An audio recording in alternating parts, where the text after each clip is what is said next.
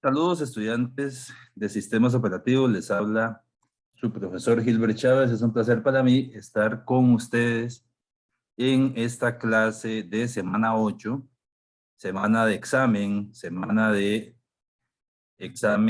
primer examen parcial. Hoy tenemos la parte teórica, el sábado la parte práctica. Ok, semana de tema nuevo que tiene que ver con la administración de la memoria. Y listo. Bien, vamos a iniciar con este tema 3 que tiene que ver con la administración de la memoria. Ya empezamos con la introducción, un poco ahí de historia de los sistemas operativos y cómo han ido de la mano con las arquitecturas. Después nos metimos a todo el tema de administración de CPU, procesos, comunicación entre procesos, procesos e hilos, comunicación, los diferentes mecanismos, después cómo se sincronizan, cómo se garantiza la exclusión mutua, después las condiciones de Kaufman para el tema de los bloqueos o los DERLO o interbloqueos y los algoritmos de planificación, los estados de los procesos. Ahora vamos a entrar a este tema que tiene que ver con la administración de la memoria. Que aquí está la temática, introducción, lo que tiene que ver con memoria virtual, algoritmos de reemplazo de páginas, aspectos de diseño de sistemas con paginación, la parte de segmentación. Cuando hablamos de memoria y de administración de la memoria, tenemos que pensar que el administrador de memoria es precisamente esa parte del sistema operativo que se encarga de administrar la jerarquía de memoria, y esa administración debe hacerla con eficiencia. Lleva el registro de cuáles partes de la memoria. Recuerden que la memoria de por sí es limitada, ¿sí? Por eso es que a través del tiempo los sistemas operativos han tenido que ir evolucionando para hacer un mejor manejo de la memoria. La memoria se particiona, por eso es que se habla de bloques de memoria, y en esos bloques de memoria se van cargando los programas que se tienen o que tienen que estar en primer plano, o que el usuario quiere ejecutar, o que el sistema ejecuta. Pero como la memoria es tan limitada y ahora las aplicaciones son tan gráficas y tan pesadas, desde hace algún tiempo atrás o bastante tiempo atrás ha sido necesario utilizar técnicas adicionales para poder cargar los programas en memoria o darle la apariencia al usuario de que todos los programas están siendo cargados en memoria. Y esto se ha logrado a través de lo que se conoce como la memoria virtual y técnicas de paginación, que es utilizar el almacenamiento secundario, o sea, el disco duro, para poder a través de ese disco duro cargar parte de los programas ahí o bajar parte de los programas que no se estén utilizando en ese momento en primer plano el disco duro, y después volverlos a cargar a memoria y ayudarle así, pues precisamente el administrador de la memoria, que haga una administración eficiente y que pueda llevar esos registros de cuáles partes de la memoria están en uso, cuáles partes están desocupadas, y que asigne la memoria a los procesos realmente cuando lo necesiten, y que le quite esa asignación de la memoria a los procesos cuando no lo ocupen. En los sistemas operativos modernos, la gestión de la memoria resuelve una serie de aspectos, como lo que les estoy contando: la carga de los programas y su ubicación, la presencia simultánea de más de un programa en memoria, que en los inicios, pues pensar en eso era imposible, la posibilidad de cargar rutinas en tiempos de ejecución, compartir espacios de memoria entre varios programas, ejecución de programas que no caben completos en memoria. De hecho, ninguno de los programas actuales, como son tan pesados, tan gráficos, tan todo, es imposible que se puedan cargar en memoria, porque la memoria está concebida para ser limitada, es muy rápida, la memoria principal es una memoria muy, muy rápida, pero no podríamos pretender tener las capacidades que tenemos de memoria secundaria en memoria principal. Por lo menos no de momento. A ver, puede ser que esta, esta rama o esta carrera o todo lo que envuelve la informática ha evolucionado a pasos tan rápido que uno a la vuelta de la esquina se puede encontrar con una mejora sorprendente y que diga, mire, se trae abajo todo, no lo que dice el profesor de sistemas operativos, no. lo que ha dicho Tannenbaum, lo que ha dicho Stalin y lo que han dicho todos estos autores en sus libros y listo, y nos cambia ahí el paradigma y la forma en que nos hemos acostumbrado a ver las cosas. Compartir espacios de memoria entre varios programas, ejecución de programas que no caben completos y una gestión eficiente del espacio de memoria. Entonces aquí es donde entramos con lo que tiene que ver con los esquemas y políticas de administración de la memoria. El primer esquema es sin abstracción de memoria. Resulta que la abstracción más simple que uno pueda encontrar de la memoria es ninguna, que no haya abstracción de memoria. De hecho, las primeras computadoras tipo mainframe, estamos hablando de antes de los años de 1960, las primeras minicomputadoras, estamos hablando de antes de los 70, de 1970, y las primeras computadoras personales, ahí estaríamos hablando de antes de 1980, no tenían abstracción de memoria. Cada programa veía simplemente la memoria física, lo que había era. Lo que pasa es que también igual los programas en ese entonces, en la mayoría de los casos, eran programas no gráficos. Eran aplicaciones muy limitadas, muy pequeñas y entonces se podían cargar en memoria. Por supuesto, lo que les estoy hablando de la evolución tan acelerada que se ha tenido en la computación, pues ha provocado que actualmente se tenga que acceder o se tenga que utilizar estas técnicas adicionales para poder cargar en memoria principal programas tan pesados o más de un programa a la vez. Aparentar ahí un multitasking o que el usuario de pronto hay gente que es, no sé, son usuarios que dicen a mí pues me interesa nada de los recursos que tenga el computador y si yo puedo cargar 100 programas, los voy a cargar, aunque no los esté utilizando. A veces hasta uno mismo hace ese mal manejo. Por ejemplo, en mi caso, qué sé yo, hasta la máquina virtual tengo ahí abierta, ni siquiera la tengo suspendida, la tengo ahí abierta, minimizada y de pronto pues abro un PowerPoint, de pronto pues abro un navegador, una hoja Excel y entonces imagínense en cuánto está sufriendo ahí el administrador de la memoria, me estará gritando lo que no estés usando, no lo tengas abierto porque me estás afectando. Pero bueno, uno como usuario y el sistema operativo en sí, en mi caso el Windows, pues de una u otra forma lo resuelve. Y eso es bueno, a veces se ralentiza, a veces uno siente que ya se queda un poco pegado y uno dice qué está pasando y no es consciente de que quizás el sistema esté colapsando porque se hayan agotado todos los recursos. Bien, pero antes, como les digo, eran programas simples, qué sé yo, cada programa veía la memoria física, cuando un programa ejecutaba una instrucción como esta que tenemos ahí, que es ese move register o move registro 1, 1000 o 100, lo que hace realmente es que mueve el contenido de una ubicación de memoria 100 al registro 1, eso es lo que hace esa instrucción. De hecho, eso es una instrucción de ensamblador, es una instrucción del lenguaje ensamblador. De hecho, el lenguaje ensamblador, eso también lo hace muy potente a C. Uno puede, dentro de C, dentro de un módulo de C, dentro de un main o donde corresponda, puede agregar bloques de lenguaje ensamblador y esas instrucciones, imagínense que se van a ejecutar, el lenguaje ensamblador está casi a nivel del lenguaje máquina, entonces se van a ejecutar rapidísima. Eso no lo logras con un lenguaje más alto nivel como Java, eso lo puedes hacer en C.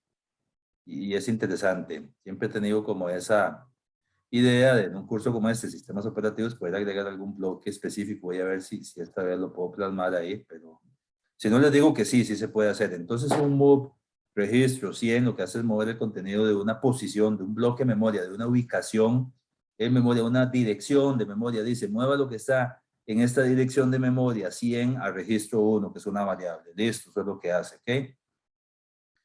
Entonces así es el modelo de programación que se presentaba el programador, era pues simplemente la memoria física, un conjunto de direcciones desde 0 hasta cierto valor máximo, se definen ahí tamaños de los bloques de memoria, en donde cada dirección correspondía a una celda que contenía cierto número de bits.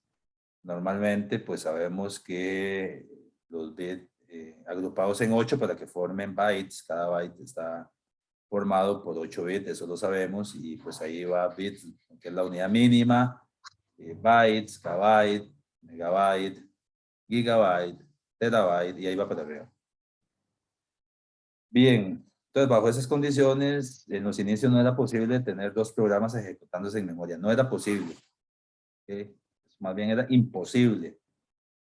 Al mismo tiempo, si el primer programa escribía un nuevo valor, qué sé yo, por ejemplo, la ubicación de, dice, escriba lo que tenga en la posición 200 o 2000, no sé. Lo que hacía era que borraba cualquier valor que otro programa estuviera tratando de almacenar ahí mismo. Y lo que provocaría era que los dos programas fallaran. Una especie de deadlock ahí incluso también. ¿Okay? Bueno, ahí entonces, para seguir ese análisis, en esa figura que tenemos ahí, en esa figura podemos ver los diferentes esquemas que se pueden presentar con bloques de memoria. Por ejemplo, ahí en A vean que está la parte que dice sistema operativo en la memoria RAM. De hecho, el inicio, los sistemas operativos se cargaban en la RAM. Vea usted, qué increíble. Al inicio los sistemas operativos se cargaban en la memoria RAM, ya después pasaron a cargarse en chips de memoria tipo ROM, memoria Read Only Memory, eso es la ROM, memoria de solo lectura, y RAM, ya ustedes saben que es Random Access Memory o memoria de acceso aleatorio. Al inicio se cargaban ahí en RAM y los programas, después están los programas del usuario. Eso se utilizó en mainframe, minicomputadoras, actualmente no se utiliza. En la figurita B podemos ver que este esquema de cargar los sistemas operativos en ROM se utilizaban antes en computadoras tipo lo que se llamaban los Pocket PC o las computadoras de bolsillo, y ciertos sistemas integrados ahí se cargaba el sistema operativo en un chip y después estaban los programas del usuario. Y en C podemos ver ahí que se tenía el sistema operativo igual, cargaba la memoria RAM, los programas de usuario, pero adicionalmente los periféricos, los drivers de los periféricos, teclado, mouse, lo que correspondía en chips de memoria de solo lectura. Y ese esquema, el DC, fue utilizado como por las primeras computadoras personales. ¿Sí? Un poquito también aquí de cómo ha ido cambiando esto. Siempre en esta misma línea de sin abstracción de memoria, siempre en esta misma línea de sin abstracción de memoria, podemos aquí hablar de que incluso con este esquema que implica que no haya abstracción de memoria, es posible ejecutar varios programas al mismo tiempo, ejecución de múltiples programas en este esquema sin abstracción de memoria. Lo que el sistema operativo tiene que hacer es guardar todo el contenido de la memoria en una especie de archivo en disco, en disco o en memoria secundaria, para después traer y ejecutar el siguiente programa. Mientras solo haya un programa a la vez en la memoria, no habría conflictos. Este concepto que tiene que ver con el swap, de hecho, ese concepto de swap también se los dije o se los indiqué en los primeros laboratorios, específicamente en el laboratorio 2, cuando tuvimos que instalar en la máquina virtual el sistema operativo Ubuntu Server. Ahí yo les hablé de una partición de intercambio swap, y precisamente esa partición de intercambio es para que se guarden en discos duros para ayudarle a la memoria principal. ¿Ok?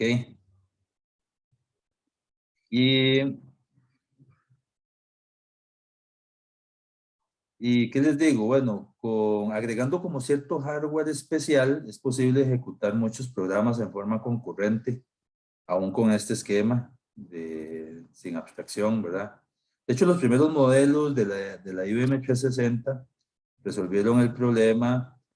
Lo que hacían era que la memoria se dividía en bloques de 2K, 2K bytes, y en cada uno se le asignaba una especie de llave de protección de 4 bits. guardaba y pues se guardaba en registros especiales dentro de la CPU, dentro del procesador. Entonces, a ver, sin embargo, este esquema podría presentar algunos problemas, como bien se los estoy marcando acá y que voy a proceder a explicárselos. ¿Ok? Vean esto que les estoy indicando. Esto que les estoy indicando acá.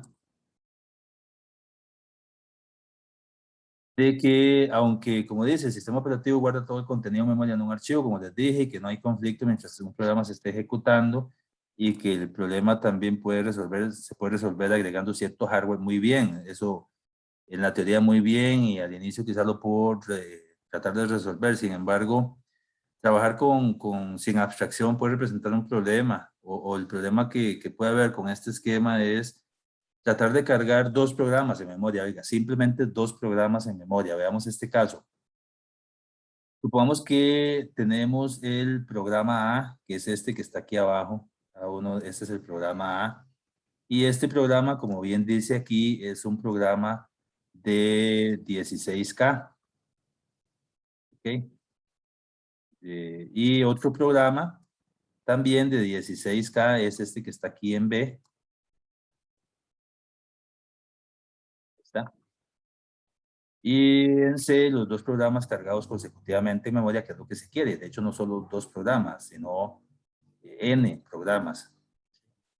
Cuando dice que son programas de 16K, es que va a trabajar con bloques de memoria de ese tamaño, de 16 KB. Eso lo vamos a ir viendo poco a poco, no se preocupen.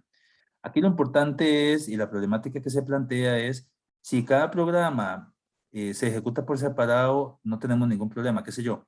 Viene en el programa A y la primera instrucción que está aquí en la dirección de memoria 0 dice hacer un jump a la dirección 24. Un jump es un salto. Entonces se salta a la dirección 24. Entonces en la dirección 24 y dice, hay una instrucción move.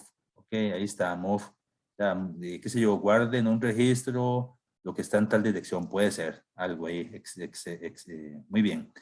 Después en la dirección 28 dice, hay una operación de suma, de adición, listo, ahí. Esto está muy bien. El programa B, por su parte, le dice, la primera instrucción que es en el bloque aquí 0, esta dirección de memoria 0, y dice, haga un salto a la dirección 28. Te viene en la dirección 28 y se haga una comparación. Listo, no habría ningún problema si cada quien se ejecuta por separado. Pero ¿qué es lo que pasa cuando los dos programas los queremos cargar en forma consecutiva en la memoria? El primer programa quizás no represente ningún problema. ¿Sí? Para el primer programa quizás no represente ningún problema porque todo queda igual. Aquí está el programa 1 está ok. ¿Qué es lo que pasa? Viene en la instrucción 0, le dice haga un jump a 24, ahí está en 24 y todo bien. Pero viene y resulta que va a cargar el segundo programa. Y ese segundo programa lo carga en esa dirección de memoria, 16.380. Ahí lo carga. Es una dirección de memoria. Ahí va a quedar cargado el segundo programa. ¿Sí? ¿Por qué queda cargado ahí no consecutivo? Porque así decidió el administrador de la memoria que va a hacer ese manejo. No tiene que cargarse en forma consecutiva. Además, recuerden que la memoria no es exclusiva. Puede ser que otro espacio de memoria esté ocupado, esté reservado y tenga que cargarlo ahí. Entonces dice, no, está bien, voy a cargarlo ahí. A partir de esa dirección de memoria, cargo todo el programa B. Ahí me lo traje y lo cargué en memoria. Ya tengo el 1 y tengo el programa A y tengo el programa B. Muy bien. Pero ¿qué sucede? Viene y dice en 16.380 y empieza en 0, no pasa nada. Y en 16.384 le dice, hay una instrucción que dice, haz un salto a 28, como estaba aquí en el bloque B. O sea, salta a la dirección 28, pero cuando él salta a la dirección 28, resulta que ya la dirección 28 no corresponde a este comparativo, a esta comparación que él quería hacer, que él hacía inicialmente acá y que aquí sí estaba bien porque él brincaba 28 y ahí estaba. En cambio aquí no, aquí ya no corresponde. 28 ya no, 28 de hecho, si él hace 28 tendría que venirse a este bloque que corresponde al programa 1. Entonces ¿Qué es lo que pasa ya? El programa 2 está fallando. Ya tuvimos problemas al cargar el segundo programa en memoria, al tratar de cargar dos programas en memoria. Este esquema funciona con un programa, cada programa en forma independiente, pero ya si quiero cargar dos programas, imagínense si quiero cargar N. No, sería eso misión imposible. Bien, entonces es parte de lo que tenemos que ir viendo cómo se va resolviendo. Bueno, así las cosas,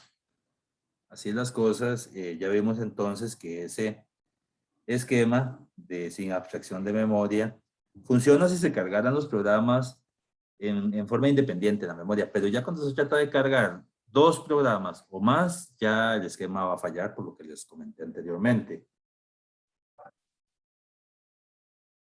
¿Qué pasa entonces? Que nos vamos a ir al siguiente esquema de políticas de administración de la memoria que se llama espacios de direcciones. El espacio de direcciones lo que hace es que crea un tipo de memoria abstracta para que los programas vivan ahí, por así decirlo. Un espacio de direcciones, una memoria abstracta, un espacio de direcciones para que los programas vivan ahí. Un address space, lo podemos decir en inglés. Es el conjunto de direcciones que puede utilizar un proceso para direccionar la memoria. Cada proceso tendrá su propio espacio de direcciones. O sea, ese conjunto de direcciones se le asignan a cada proceso. Se le dice al proceso A, usted tiene este espacio de direcciones, el proceso B, usted tiene este otro. Y el proceso A solo puede ejecutarse en su espacio de direcciones. El proceso B solo puede ejecutarse en su espacio de direcciones. Y listo. ¿Sí? ¿Cómo podríamos ver eso? Con, qué sé yo, los números telefónicos. Sabemos que los números telefónicos van de 000 hasta ahora, ya van por 9 dígitos. No, por 8, perdón, ya le agregué uno más. Es que no sé, me fui a Estados Unidos, otro lado ahí, pero son 8 dígitos. Y entonces, pero a ver, ha crecido, pero y pudo crecer porque tenía ese espacio de direcciones. Antes los números de teléfono no eran así, no eran de 8 dígitos, eran de 6, 7. Y después de 7 ya hubo que agregarle uno más. Igual con las placas de los automóviles.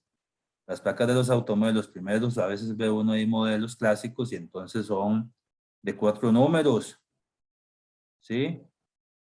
Después ya pasó a 6 números, después se acabaron los números, ya se asignaron todos los números. Se acabó el espacio de direcciones que tenían para las placas de los automóviles y fue necesario agregarle letras. Y entonces ya con las letras se ha abierto una posibilidad inmensa. Lo mismo ocurrió con las direcciones IP. Las direcciones IP versión 4, TCP/IP versión 4 se agotaron, iba desde 0 hasta 2 a la 32 menos 1. ¿Y quién decía que se iban a agotar? Se agotaron con el Internet de las cosas, se agotaron porque ahora antes existía más personas que dispositivos. Ahora hay una relación inmensa de diferencia entre dispositivos versus personas. Entonces se agotaron las direcciones IP. Entonces, ¿qué tuvieron que hacer? Tuvieron que migrar ese protocolo a versión 6 y entonces ampliar ese espacio de direcciones. Igual con los dominios y todo. Entonces, con esto les explico de qué se trata este esquema, donde a cada proceso se le asigna su espacio y ese proceso tiene que moverse en ese espacio de direcciones. Hablemos un poquito entonces de esa noción del espacio de direcciones. Aquí vamos a tener que resolver dos problemas para permitir que hayan varias aplicaciones en memoria al mismo tiempo, en forma concurrente, sin que interfieran entre sí. Algo que llamamos protección y reubicación. ¿Sí? Vamos a ver. Protección y reubicación. ¿Esto qué es? Esto,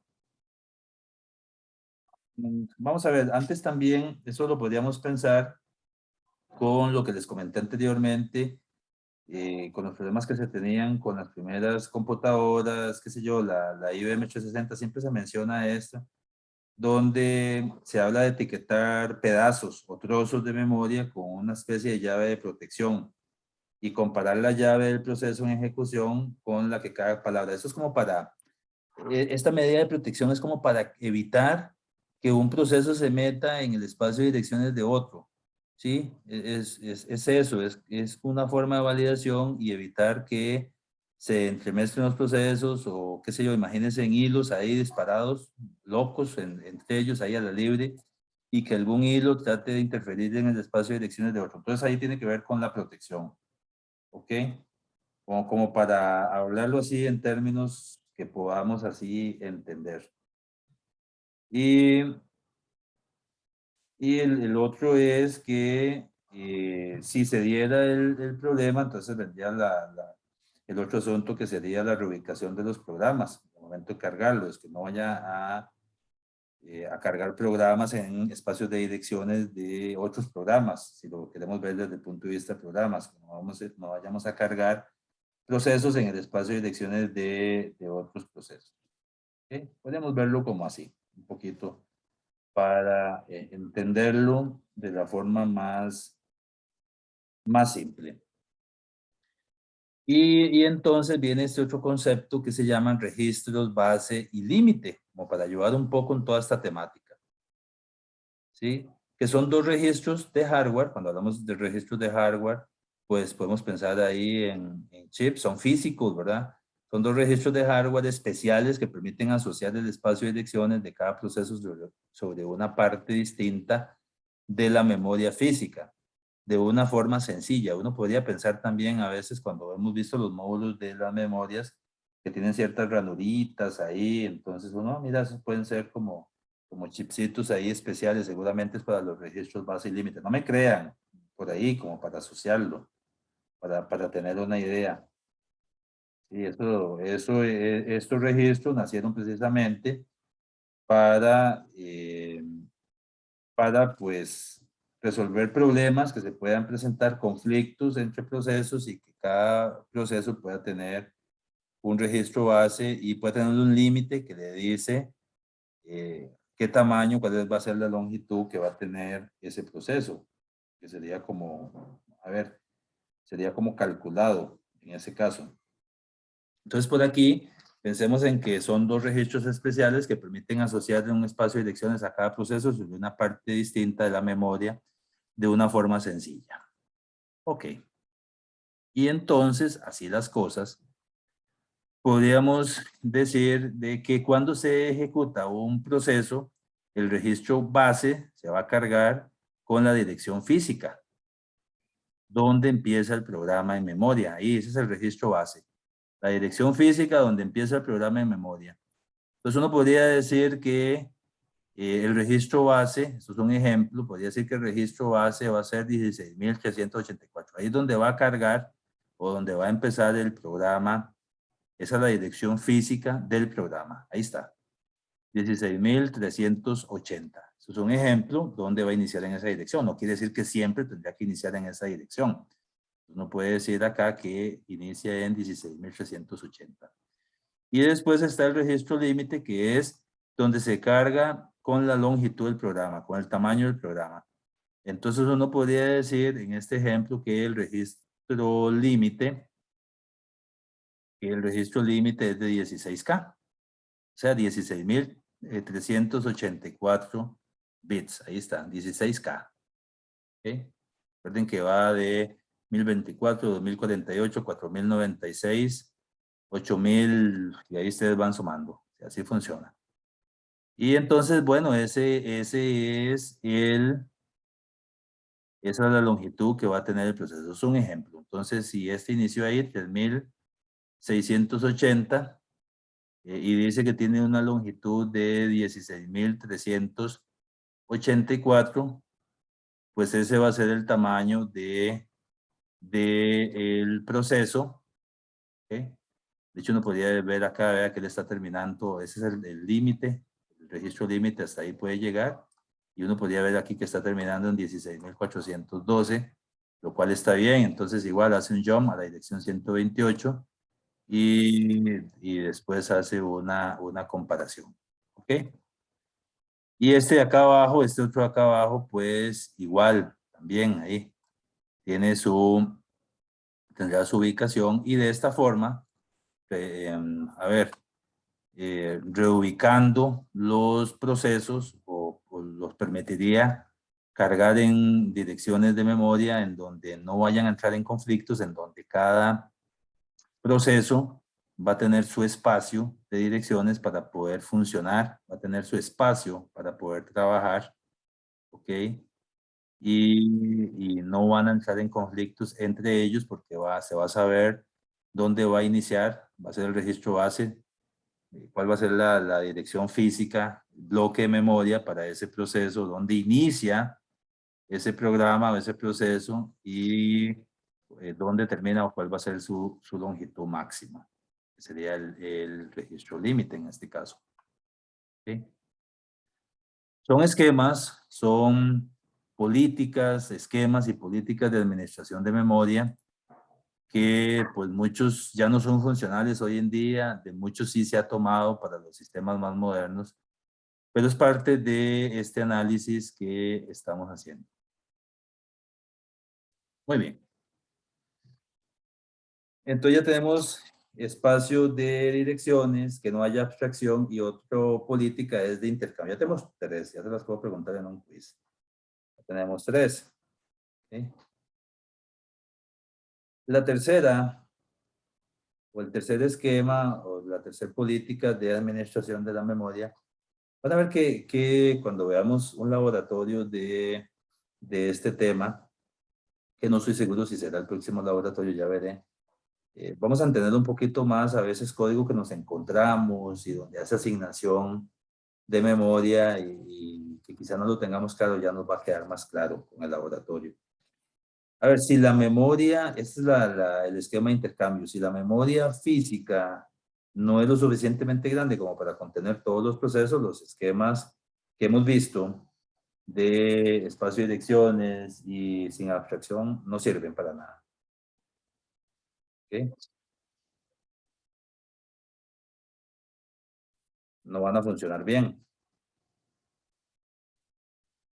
En la práctica, la cantidad total de la memoria principal que requieren todos los procesos es mucho mayor de lo que podríamos acomodar en la memoria, obviamente, ¿verdad? Ya, eso también se los he dicho. Por ejemplo, Windows o una versión común de Linux se pueden iniciar así, alrededor de unos 40 a 60 procesos.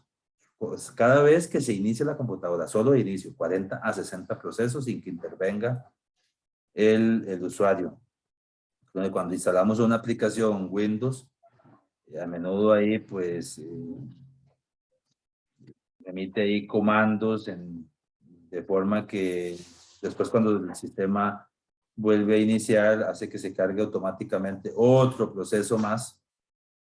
Entonces imagínense, va sumando allá de por sí los procesos que carga el sistema operativo, todos estos que nosotros le estemos dando. A ver, algún proceso así bajito puede ocupar entre 5 y 10 megas de memoria. Y después también están los procesos en segundo plano. Qué sé yo, como cuando uno tiene un cliente de correo que está comprobando si llega, como cuando uno tiene ahí la computadorcita que me dice la conexión de la red o el Wi-Fi. Y todo esto son procesos en segundo plano que también están consumiendo memoria. Y a eso agreguémosle que hoy en día los programas de los aplicativos de los usuarios fácilmente podrían estarse ejecutando entre unos 50 y 200 megas o más. Entonces imagínense cómo ha crecido. Finalmente, todo esto, ¿por qué se los digo? Se los digo para que entendamos la seriedad del asunto y que para mantener realmente todos los procesos en memoria todo el tiempo, imagínense, vamos a ocupar una cantidad inmensa de memoria y no puede hacerse con solo la memoria física de la computadora, es imposible. pues, a través de los años se han tenido que desarrollar esquemas para lidiar con la sobrecarga de memoria. La estrategia más simple y conocida es esta de intercambio y que consiste en llevar cada proceso completo a memoria, ¿ok? Ejecutarlo durante cierto tiempo y después regresarlo a disco. Entonces, a utilizar ahí, aprovecharse de las bondades de tener un espacio de almacenamiento secundario. Entonces llevamos todo el proceso completo a memoria, se ejecuta cierto tiempo y después se regresa a disco. Esa es la estrategia así más simple, conocida de esquema y política de administración de memoria, que es el intercambio. ¿Ok? Los procesos inactivos, mayoritariamente los vamos a almacenar en el disco, de tal forma que no van a ocupar memoria cuando no se estén ejecutando. Aunque algunos ahí se despierten periódicamente para realizar cierto trabajo, después volverán a quedar inactivos. ¿Ok? Entonces, así las cosas, para ver acá. Bueno, bueno, este es el esquema de intercambio, que pues la estrategia simple es esta. Y vamos a ver acá esta figura. Vamos a ver por acá un poquito esta figura para analizarla. Dice así. Bueno, la asignación de memoria cambia a medida que llegan los procesos. Ah, ok, muy bien, muy interesante. Vamos a ver esto, cómo es que funciona. En A, esto que estamos viendo acá en A, bueno, vamos a ver que tenemos el sistema operativo y entró un proceso a ejecutarse ahí. Llegó un proceso, el proceso A, y comenzó a ejecutarse y listo. Esta parte sombreada que está aquí es la memoria que no está siendo utilizada. Eso está ahí muy bien, el sistema operativo está cargado, después entró un proceso y comenzó a ejecutarse y listo. En B está el mismo proceso A y llegó un nuevo proceso, otro proceso que se llama B, que es más pequeñito y también hay una región ahí de la memoria que no está siendo utilizada. Perfecto, no hay ningún problema. Luego está C, en donde ya ahora tenemos 3 procesos y sin embargo todavía nos queda un bloquecito aquí de memoria sin utilizar. ¿Qué pasó en D? Bueno, en D lo que pudo haber pasado fue que sacamos a de memoria, nos lo llevamos al disco duro ahí porque era un proceso inactivo y entonces liberamos ese espacio de memoria de A y ahora vamos a tener B y C cargados ahí en memoria. En E dice que entró otro proceso que ocupó un pedazo ahí de la región sin utilizar de la memoria y B y C que ya de por sí estaban cargados en la memoria.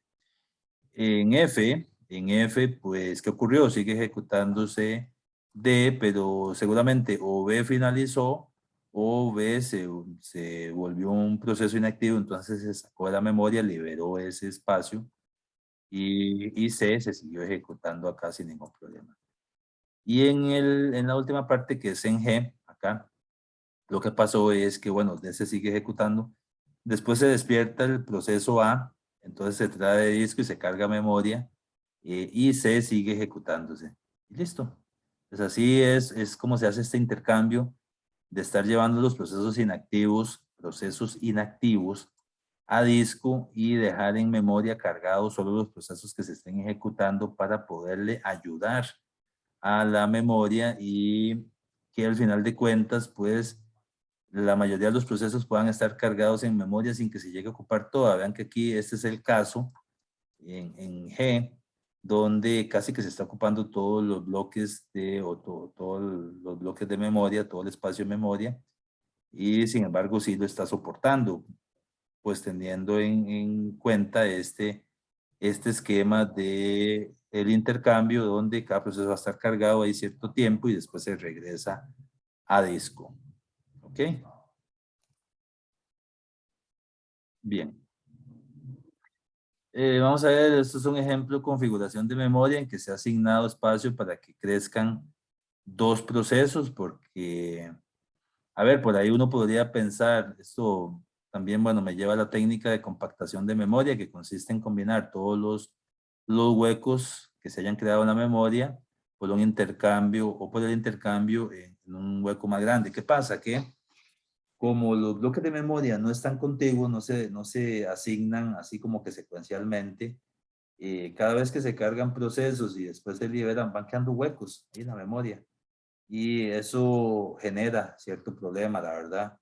Entonces, a través de una técnica de compactación, dice, bueno, aquí tengo todos estos huecos, lo compacto en uno solo. Lo bonito sería que esto fuera secuencial, de que si, imagínense en la memoria como una gran habitación y que entonces comencemos a agregar objetos por todo lado de la habitación.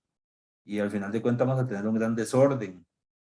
Y lo bonito sería como que no, los objetos que se vayan agregando se vayan apilando ahí en cierto orden y al final pues todo se va a mantener muy ordenado. No funciona así en la realidad. Entonces, ¿qué es lo que pasa? Vamos a analizar aquí un poquito la figura. Resulta que en A vamos a tener una asignación de espacio para un segmento de datos en crecimiento. ¿Qué pasa? ¿Qué es esto? Bueno, es que el proceso tiene un espacio de memoria que es el que realmente utiliza.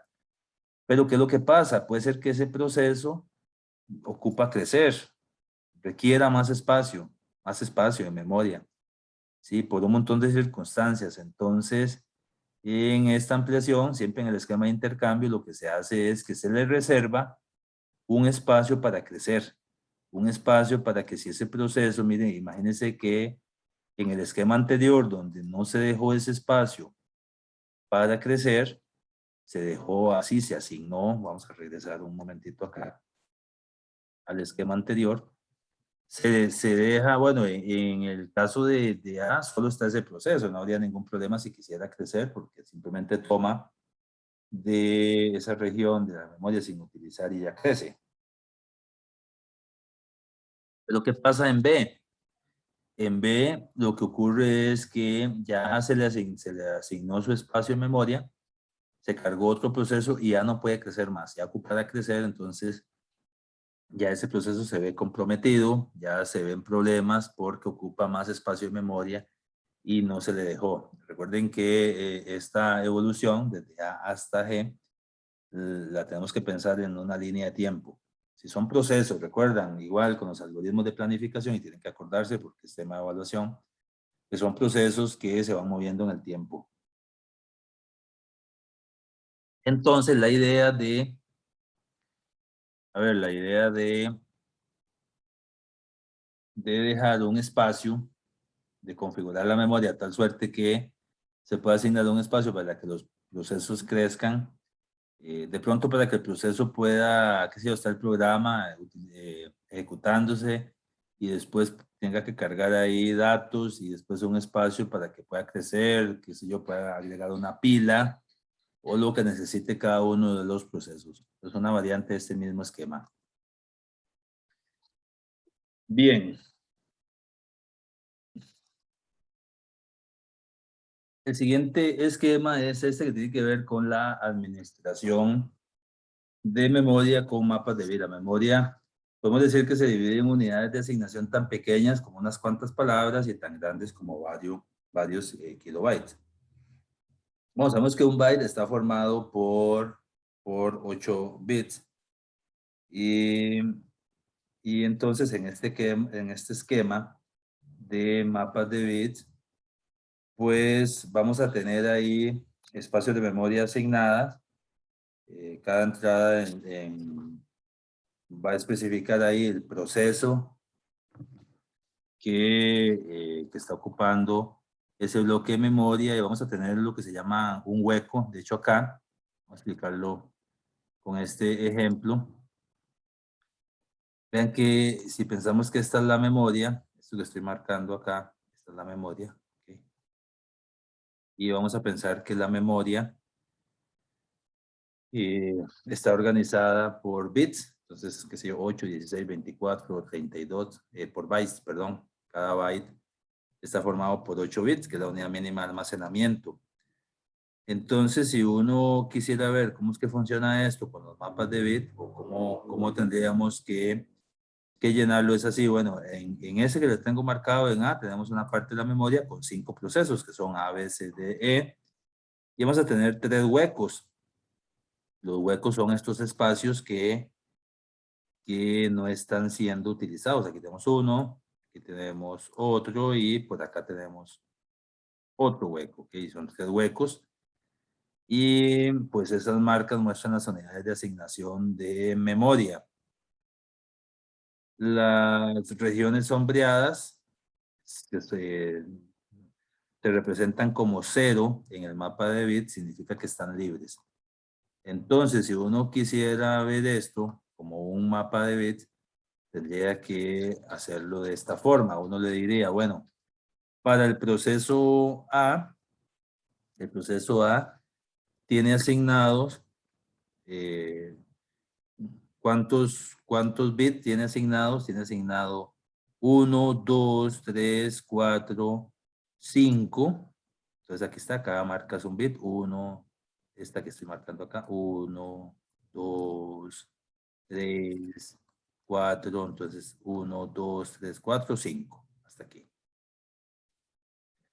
Ok, entonces cada región de memoria utilizada por el proceso se representa con un 1 y las partes sombreadas con un 0. Entonces acá en el mapa uno podría decirle que para ese proceso A,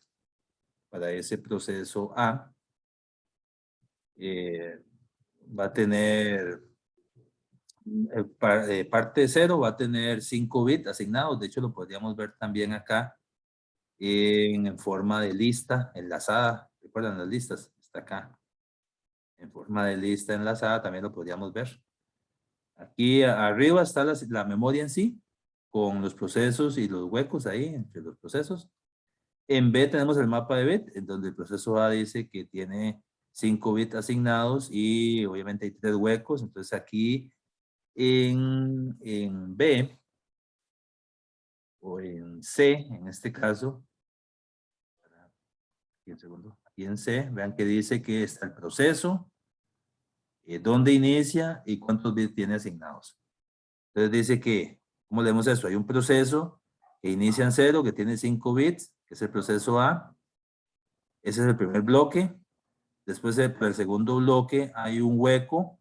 ¿Ok? Entonces, vamos a verlo acá de nuevo. Vamos a irlo revisando de a poco. Ven que ya revisé esta parte de acá, cómo es que se funciona. Los unos para el espacio asignado al proceso y los ceros para los huecos. Eso está ahí. Y eso funciona también para B, ¿verdad?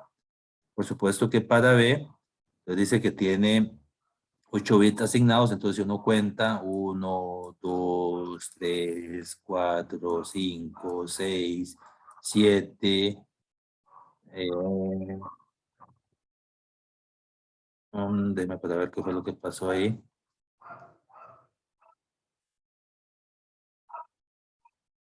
1, 2, 3, 1, 2, 3, 4, 5, 6, 7, 8, sí, claro, sí, correcto, va bien. De hecho, no es para B, sino que en el mapa de bit va consecutivo. Vea que el mapa de bit no es solo para un proceso, sino que en el mapa de bit ya se me aclararon ahí esos nublados.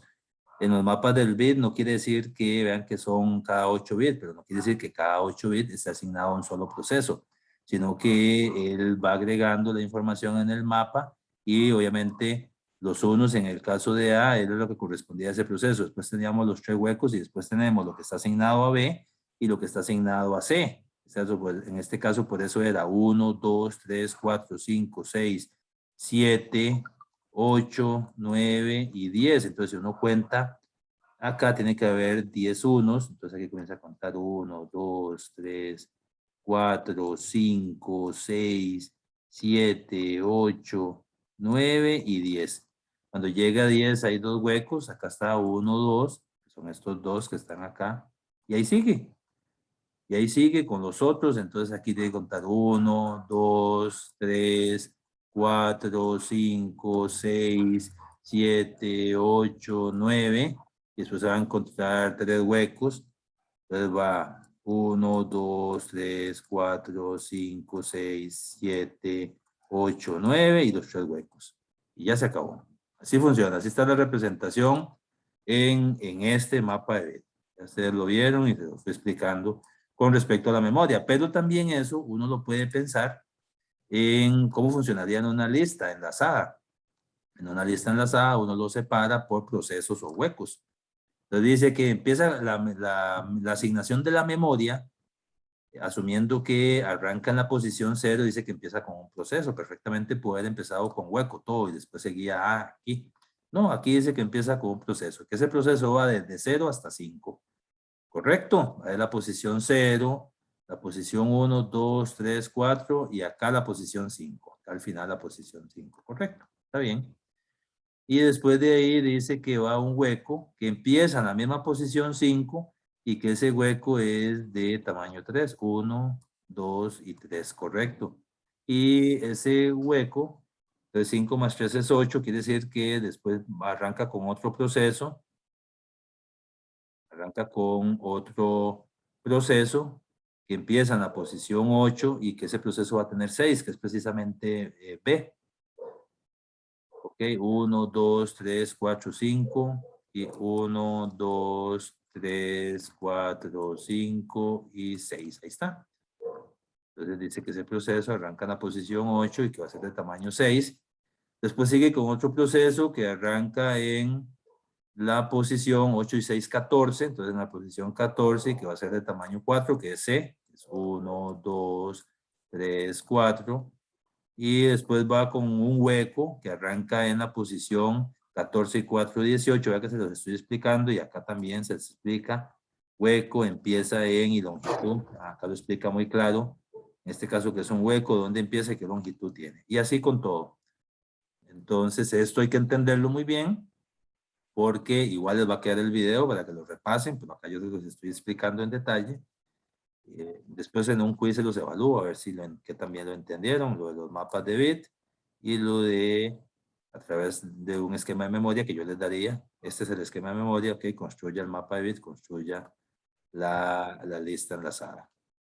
Okay, esta es esta explicación y es un esquema de administración de la memoria utilizando mapas de bits. Bien. Bueno, vean que siempre esta es utilizando mapas de bit y aquí tenemos otro esquema que es utilizando listas enlazadas, que también, bueno, ya lo vimos anteriormente. En este caso, lo que hace las listas enlazadas es mantiene una lista enlazada de segmentos de memoria asignados y libres, en donde pues el segmento contiene el proceso o es un hueco vacío entre dos procesos, que también lo vimos en el esquema anterior. ¿Sí? El proceso o el segmento va a contener un proceso o es un hueco entre dos procesos. Si la lista se ordena por dirección, pues es más fácil actualizarla. Y si hay dos listas, podemos tener una para memoria utilizada y podemos tener otra para huecos. Uno podría, incluso uno dice, voy a tener dos listas separadas, voy a tener una lista para memoria utilizada y voy a tener otra lista solo para huecos. Normalmente el esquema que se utiliza es este que ustedes están viendo ahí, que es un esquema combinado donde hay una entrada específica, la H significa que es un hueco, la P significa que es un proceso y nos dice la dirección en donde inicia, la longitud que tiene y cuál es el apuntador a la siguiente entrada. ¿Ok? Entonces es una variación del esquema anterior de utilizar mapas de bit. Aquí se utilizan listas enlazadas, lo que se llaman listas ligadas o listas enlazadas. Ven que son esquemas de y políticas de administración de memoria.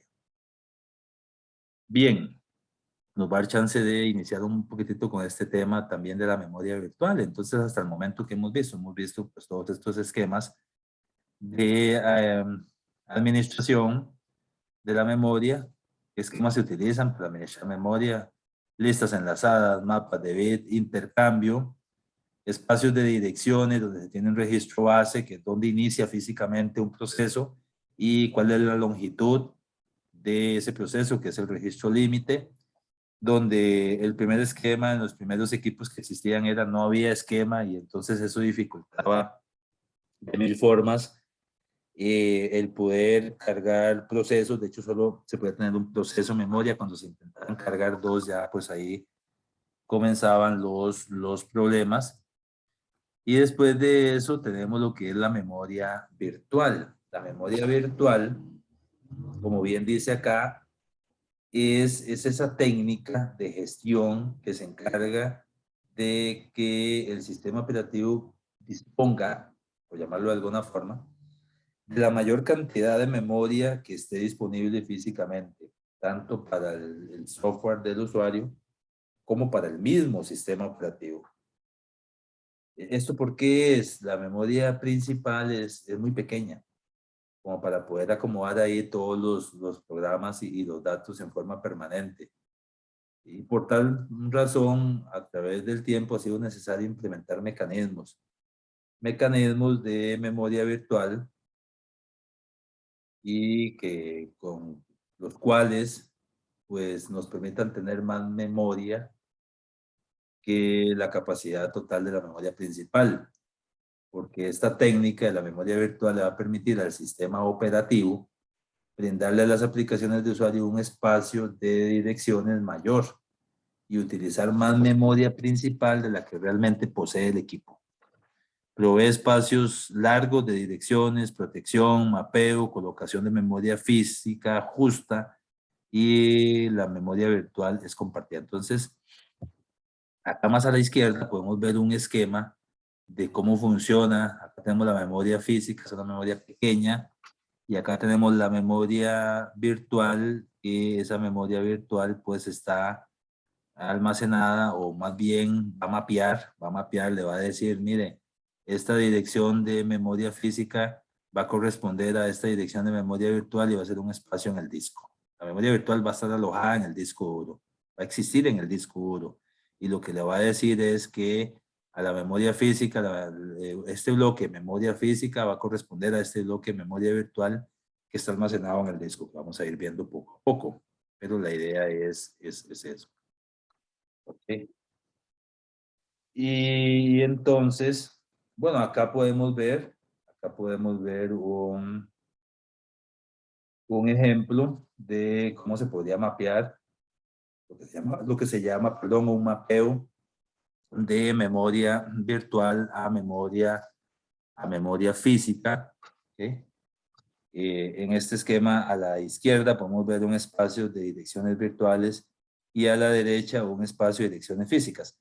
Cuando hablamos de dirección física, estamos hablando ya en sí de la memoria principal. Esa es la dirección física, que es muchísimo más pequeña. El espacio de direcciones virtuales es un espacio que va a estar alojado en el disco duro. Y pues al final de cuentas es eso, que lo vamos a ir viendo también poco a poco, ya que aquí habla de página perteneciente al proceso o página no perteneciente. Más adelante vamos a ver qué es ese concepto de páginas y cómo va funcionando y cómo se va haciendo este mapeo de la memoria virtual a la memoria física. Bien, entonces tenemos esta parte que es la paginación. ¿Okay? Vamos a decir, o vamos a ver qué es la paginación. Es una técnica, una estrategia de organización de la memoria física que consiste en dividir la memoria en porciones de igual tamaño. Esa es la paginación. Es la técnica que permite pasar procesos de la memoria principal a virtual. Ya sabemos que la memoria principal es la memoria que es la RAM, y que la memoria virtual es la que está en el disco duro. Y entonces esta técnica, a través de la paginación, nos permite pasar procesos que están cargados de memoria principal al disco, a memoria de lo que se llama memoria virtual. Y entonces esos sistemas de paginación dividen los programas en partes, en pequeñas partes o lo que se llaman páginas. Entonces es lo que se conoce como una página. La página realmente son como partes más pequeñas de los programas. Y la misma memoria se divide en pedazos, ahí en trozos del mismo tamaño que las páginas, lo que se llaman marcos de página, y que son trozos de memoria del mismo tamaño que las páginas. Eso se llaman marcos de página. El sistema operativo mantiene una lista de los últimos marcos. Pues, recuerden, los marcos son pedazos de la memoria, todos los marcos son pedazos del mismo tamaño, ¿ok? Del mismo tamaño que las páginas, ¿ok? Y el sistema operativo entonces mantiene una lista de los últimos marcos y una tabla por cada proceso donde consta qué marco se encuentra en cada página del proceso. Recuerden, las páginas son pedazos, partes pequeñas de los programas, esas son páginas en memoria, ¿verdad? Estamos hablando que son páginas en memoria, son partes pequeñas de los programas, ¿okay? Para ir entendiendo cómo funciona eso. ¿Okay? Y esa división de la memoria en páginas va a facilitar precisamente la gestión de la memoria física. En ese ejemplo que está ahí, bueno, tenemos, dice la MMU, la MMU. De hecho, MMU significa Memory Management Unit o Unidad de Administración de Memoria. Y bueno, dice que la MMU envía direcciones físicas a la memoria, ¿ok? Envía direcciones físicas a la memoria y la posición y función de la unidad de administración de memoria, pues muestra como parte del chip del CPU, del procesador, o se muestra como parte, antes, les voy a contar, antes, y la MMU o la unidad de administración de memoria venía separada del chipset, del chip del procesador, venía separada. Y pues existía un bus, cada hardware, por llamarlo de alguna forma, las memorias, la MMU y después el procesador estaban separados. Entonces tenía que existir un bus y los discos duros también, por supuesto. De hecho, los discos duros siguen separados. Y entonces había un bus que era el que se encargaba de la comunicación entre estos dispositivos. Ya con el pasar del tiempo, la MMU pasó a ser un chipcito ahí integrado a la memoria principal o a la CPU, la unidad central de procesamiento. Y pues es una configuración que es la que se utiliza en la actualidad. ¿Okay? Pero para su conocimiento, les digo que en el pasado se hacía en forma separada. También, ¿qué más les voy a decir? Les voy a decir que, pues, por supuesto que la mayoría de los sistemas de memoria virtual o que trabajan con memoria virtual, pues utilizan la paginación, esos pedazos de programas o pedazos más pequeños de programa. La mayoría utilizan la paginación, ¿sí? Y entonces eso quiere decir que en cualquier computador los programas van a hacer referencia a un conjunto de direcciones de memoria. Pero lo vimos anteriormente con el move, sin de cómo movía esa dirección de memoria o ese bloque 100 de la memoria a un registro. Y lo hacía para copiar el contenido de esa dirección de memoria al registro o viceversa, del registro a la dirección de memoria. Y normalmente las direcciones de memoria se generan utilizando una especie de indexado, registros base, registros de segmento y otras formas más. Y esas direcciones generadas por el programa se conocen como direcciones virtuales y forman lo que se llama un espacio de direcciones virtuales. ¿Sí? Y así es como funciona la mayoría de los equipos, porque si no, pues prácticamente sería misión imposible. Bien.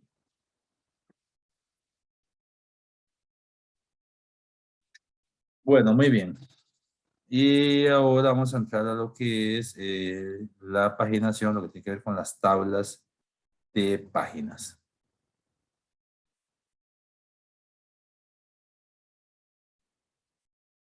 Con las tablas de páginas.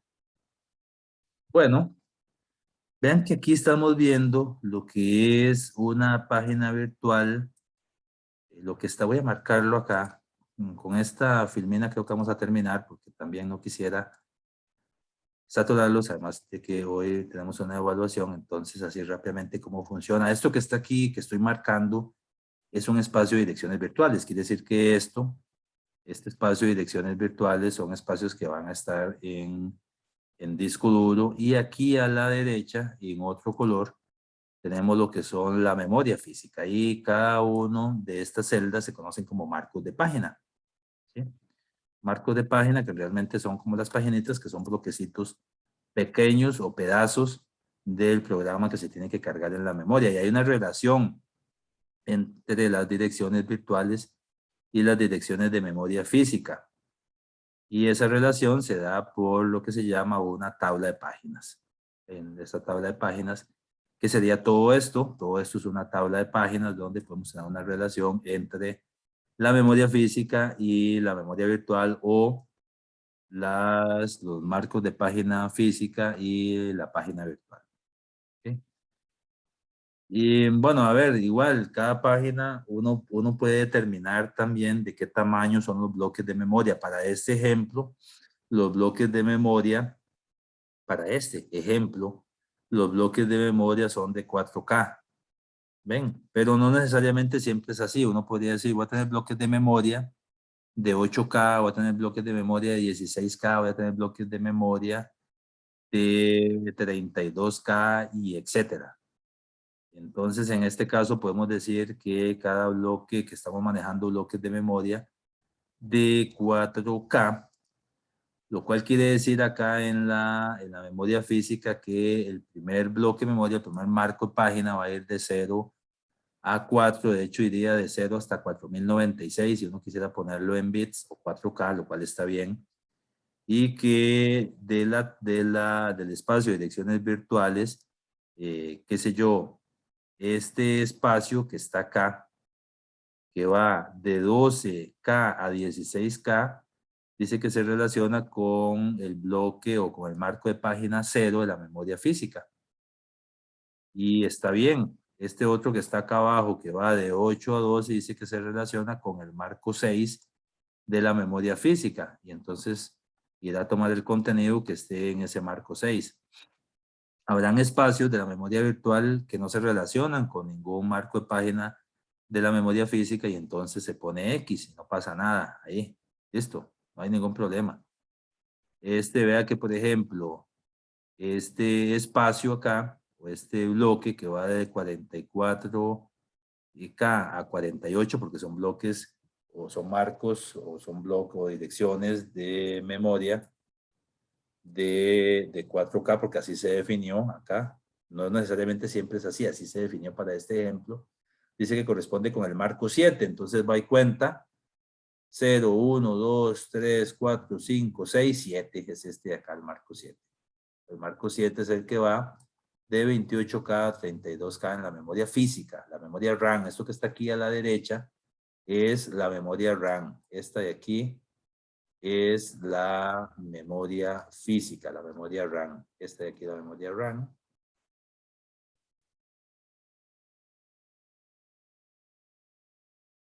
Y esto que está aquí a la izquierda es la memoria virtual. Esa memoria virtual es la memoria que está en el disco duro. Eso nos tiene que quedar claro. ¿Okay? Y que hay una relación en bloque de memoria que, bueno, a ver, el administrador de la memoria es el que tendrá que definir de cuántos bloques va a manejar la memoria. Entonces dice, no, yo voy a manejar bloques de 2K apenas, o de 1K, o de medio K, de 512 bits, por ejemplo.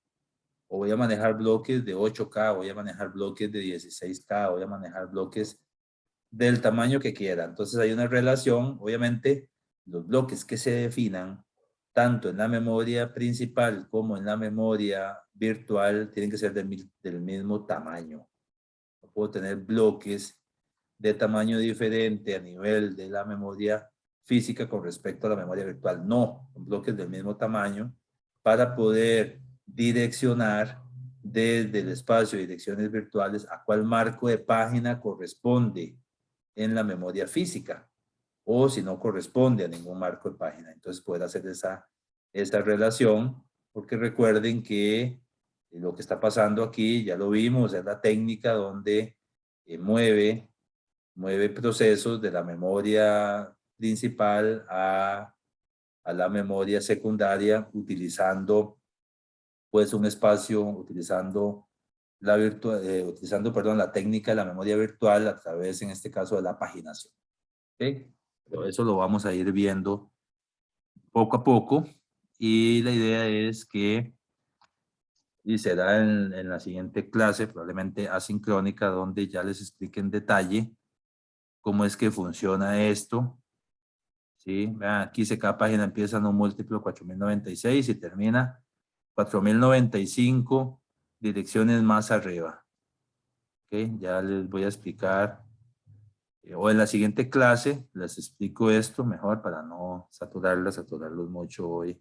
Y creo que nos vamos a quedar por acá. Y si no tienen ninguna duda adicional para esta clase sincrónica, mi parte es todo. Que la pasen bien. Chao.